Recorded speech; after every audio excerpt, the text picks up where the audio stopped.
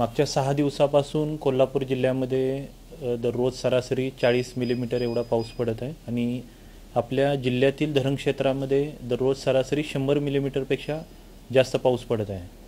त्यामुळे जिल्ह्यामधील काही 79 बंधारे सध्या पाण्याखाली आहेत।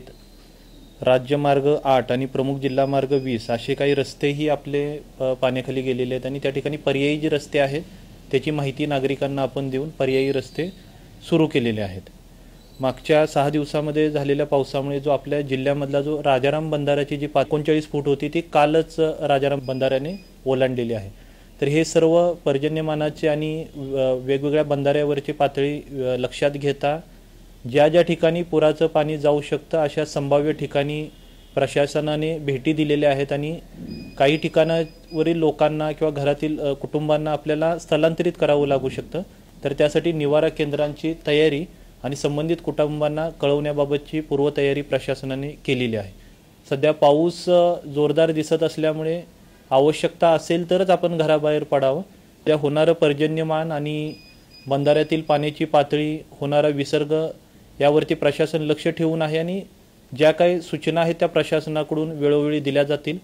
या सर्व माहिती नागरिकांना रिअल टाईममध्ये मिळावी यासाठी एक प्रशासनाने एक व्हॉट्सअप क्रमांकही तयार केलेला आहे। 9209269995 हा एक व्हॉट्सअप क्रमांक आपण तयार केलेला आहे आणि त्यामध्ये क्रमांक 1 ते 6 असा जर क्रमांक आपण या व्हॉट्सअप क्रमांकाला आपण पाठवला तर वेगवेगळी जी माहिती आहे आपल्या कंट्रोल रूमचा नंबर, जिल्ह्यामध्ये झालेलं पर्जन्यमान, जिल्ह्यामधील बंधाऱ्यांची पाण्याची पातळी ही माहिती आपल्याला या व्हॉट्सअप क्रमांकावरून रिअल टाईम आपल्याला मिळू शकते।